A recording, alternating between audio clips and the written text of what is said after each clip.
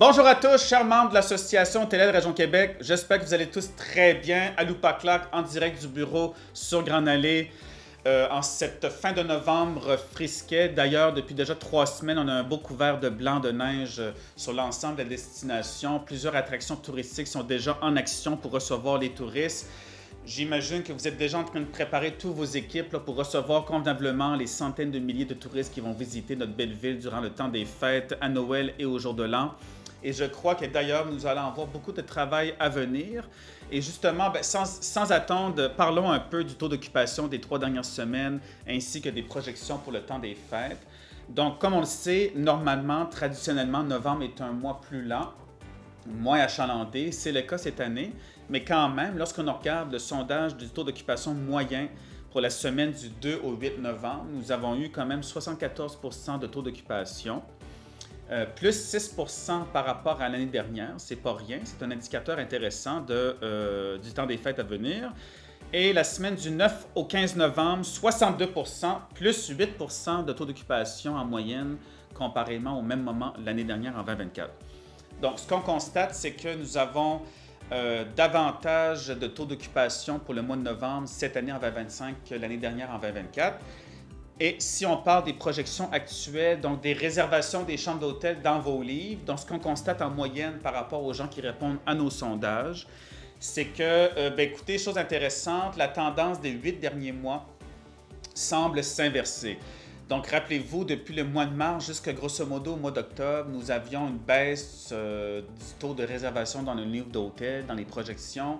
Il y avait toujours environ de 3 à 5 % moins de réservations dans vos chambres, dans vos livres de réservation par rapport au même moment de l'année dernière. Donc, que ce soit juin, juillet ou août, lorsqu'on regardait les projections dans vos livres de réservation, c'était toujours de 3 à 5 % plus bas que les projections qu'on voyait dans les mois l'année précédente.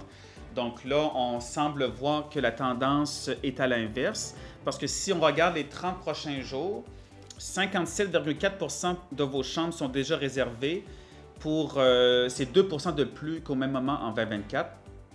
Et lorsqu'on regarde parmi les 16 soirées du temps des fêtes, donc du 19 décembre 2025 au 3 janvier 2026, il y a seulement 4 de ces soirées-là jusqu'à date qui sont en retard sur l'année passée.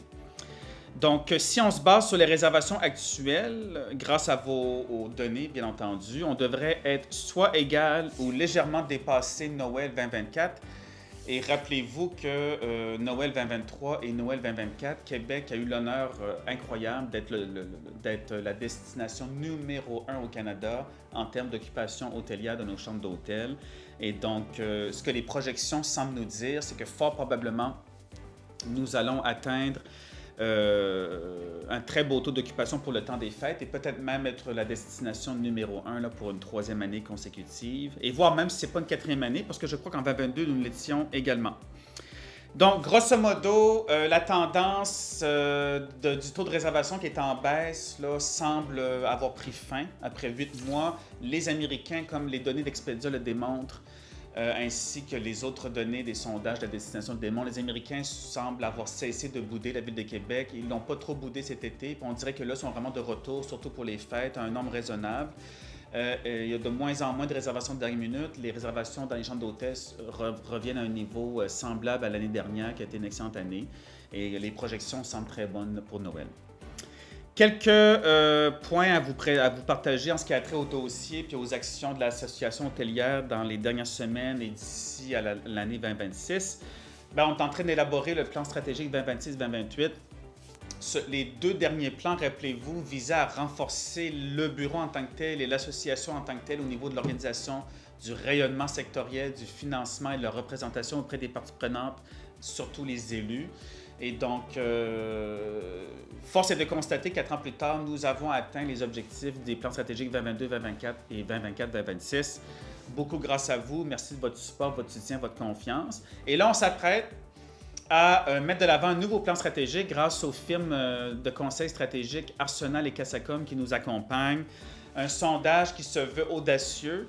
Là, maintenant, on a mis les bases nécessaires pour aller plus loin. On a une bonne organisation, on est stable, on est fort. Donc là, on va viser dans ce plan-là quelques enjeux stratégiques qui a trait soit à des réglementations hôtelières ou à des législations en lien avec la réglementation hôtelière Puis l'objectif, ça va être avec vous d'aller chercher des victoires auprès de nos élus puis des parties prenantes de l'écosystème pour s'assurer que les marges de manœuvre, les marges bénéficiaires, que le financement, que le parc hôtelier, donc que vos activités vont toujours mieux, des victoires qui sont importantes pour le futur de notre industrie. Et donc, c'est pour ça que dans les derniers mois, vous avez reçu un courriel pour remplir un sondage pour nous donner votre opinion. Plusieurs d'entre vous ont répondu, merci beaucoup. Vous avez été aussi invités à participer en groupe à 2 rencontres par Teams avec nos firmes stratégiques qui étaient là pour prendre le pouls de vos opinions, de votre vision du secteur, de vos ambitions et de votre opinion par rapport à tout ce qui se passe, puis de la nécessité puis des besoins du secteur hôtelier Québec maintenant puis pour les années à venir. Et également, la semaine dernière, tous les membres du CA de la HRQ ainsi que l'équipe permanente, nous étions en retraite stratégique pendant 2 jours avec nos 2 conseillers stratégiques pour prendre le pouls de l'ensemble des commentaires et des opinions et des perceptions qu'on a reçues dans l'ensemble des sondages qu'on a fait, des tables et des focus groups. Et donc là, on était en mesure vraiment de cibler c'est quoi nos forces et nos faiblesses sectorielles, nos forces et nos faiblesses d'association, et ce vers quoi on veut aller, puis quels seraient un peu les enjeux qu'on pourrait mettre de l'avant pour s'assurer d'aller chercher des victoires pour renforcer notre secteur et renforcer chacun de vos établissements d'hébergement respectifs. Donc, sachez que dans les 2 prochains mois, on va revenir vers vous pour valider un peu les versions préliminaires du plan stratégique. On va le mettre en branle dès le mois de février 2026 pour s'assurer que les 3 années avancent bien. Donc, c'est de 2026 à 2028.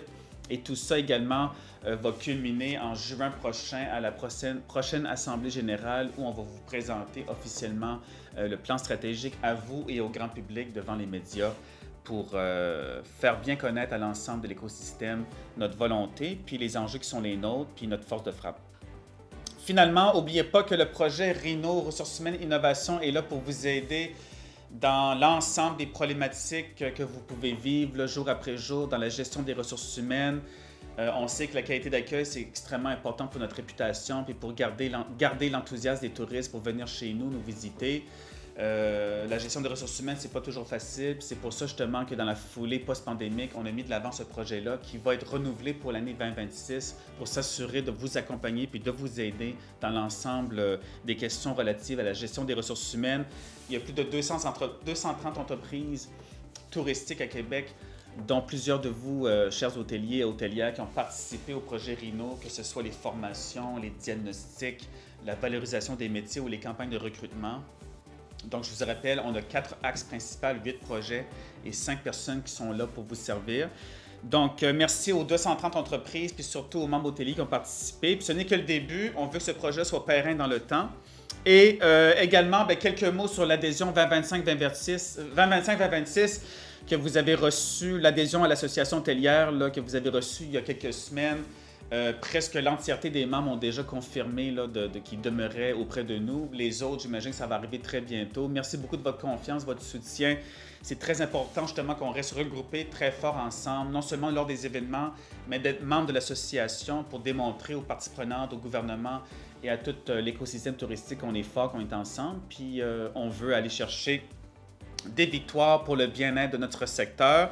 Et puis finalement, n'oubliez pas, le 16 décembre prochain, au Théâtre Le Capitole, c'est un mardi, nous allons ensemble célébrer et clore le 60e anniversaire de notre association dans le cadre du souper de Noël 2025. Plusieurs surprises, des tirages aussi, des prix qu'on va faire tirer dans un endroit majestueux, le Théâtre Le Capitole. J'espère vous y voir en grand nombre. Nous y attendons plus de 250 hôteliers et invités de la destination. Donc, c'est un rendez-vous à ne pas manquer.